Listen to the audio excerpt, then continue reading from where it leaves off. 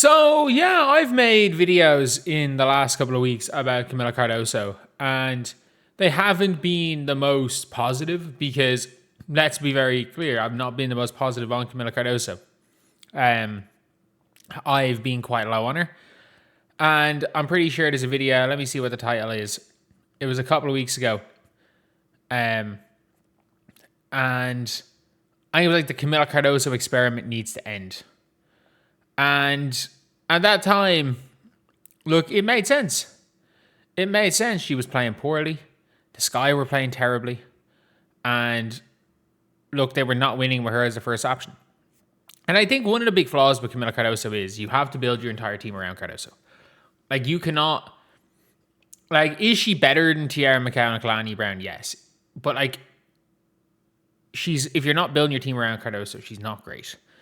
The difference is now is that with the addition of Courtney Vandersloot, who, by the way, has been a revelation for this team, has been an absolute revelation. Like, Courtney Vandersloot has genuinely looked like one of the one of the best point guards in the league again. She looks better now than she did before the ACL injury. And it's a funny one where it's like Diggins was not doing anything in the PNR. Everyone thought Diggins would free her up, but she just wasn't. She's had 30 and 24 in the last 2 games on 25 of 30 shooting. Like, that is silly. And she's doing smart things. She is rolling to the basket. That's all you want her to do. Set screens, roll, offensive rebound. That's all you want from her. Finish around the basket. And is she going to ever be a good defender? No. Is she going to ever be even a mediocre defender? No. Can she be a good shot blocker? Sure. Is she the most mobile of the 6'7" bigs? Yeah. Absolutely. Like, when Cardoso gets the ball around the basket, she is an elite finisher. We all kind of know that. We know what she can do. We know when Cardoso plays well, she can be extremely difficult to stop. I think everyone that has been keeping an eye on the Chicago Sky over the last couple of years knows that.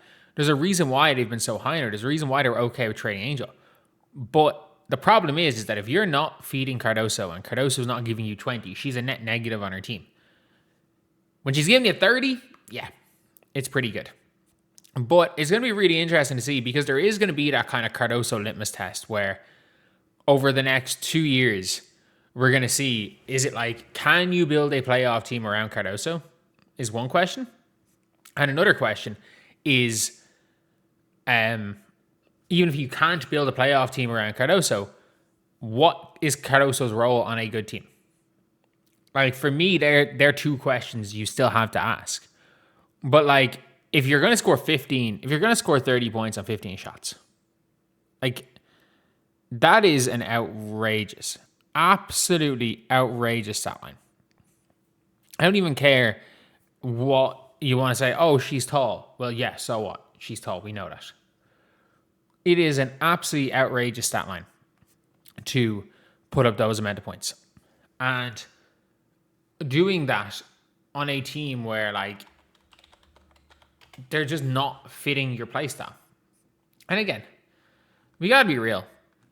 If it turns out that, you know, you can't win building around Cardoso, if you can't win building around Kamilla, like, we'll figure that out in the next year or 2.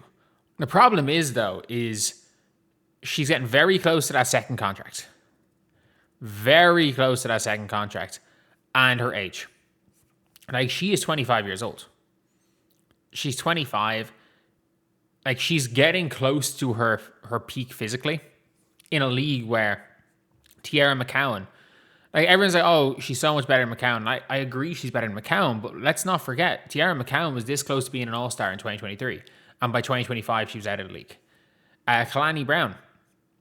Like, Kalani Brown and was expected to be drafted ahead of Fee and Arike.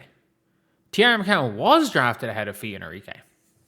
Tiara McCowan was drafted ahead of Fee, Arike, Alana Smith, and Marina Mabry, Sophie Cunningham. All these players that, you know, if you were keeping up with the NBA, it would have been great, but no, they signed a 6'7" lump. And like she's just a big body. Whereas at least Cardoso can move a bit. At least Cardoso can move. And I think with Courtney Vandersloot, is completely freeing up Cardoso because she runs hard. She runs hard. She's not aggressive, but she's strong. If she can get into position, you're not moving her. But she doesn't have that natural aggression to get into that position normally. And even there on defense of the block, if you don't have her guarding in space, she can be a great defender. She's never going to be a good P&R defender. But like for me, she's like a better version of Lauren Betts. Like everyone's talking about Lauren Betts this, Lauren Betts that coming to the draft. I'm like, man, Cardoso's better than Lauren Betts. And I don't know what the story is with Cardoso. Cardoso's absolutely going to be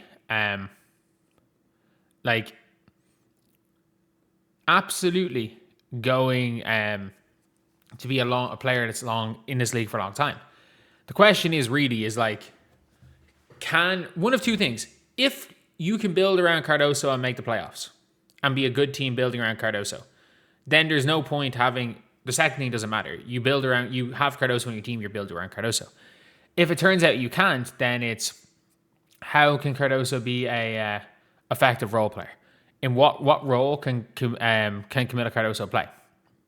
And if you can't figure that one out, then it's like, okay, send her to somewhere where you can figure it out. But I don't know. I have the reason that I have like not reason. I have a feeling that Kamilla Cardoso is going to and Slew are going to lead the Sky to the playoffs. Like if you look at the standings right now, it is actually like it's kind of weird because if you look here at the standings again, I hate the way it goes in conferences. Like, what is the point of having conferences other than just say, "Oh, we're like the NBA, we've got conferences." I would rather just see it in the entirety. But like the 8th seed is the Mystics, who are 9-9. The 8th seed are 500. Like they're 3.5 games off the Sky. They're 3.5 games off the Mystics, who could drop a little bit, and the Sky can come back. Also, if you're the Mercury, they're 3 games off. So the Mercury and the Sky, if they hit a little bit of form, and the Mystics lose a few games, because I think the Tempo are going to start dropping games. I think the Fire are going to start dropping games. I think they're going to drop out of the playoff race. I think the Sparks are going to drop out of the playoff race. I think the playoff race is between the Sky, the Mystics, and the Mercury for that last spot. I really think it is.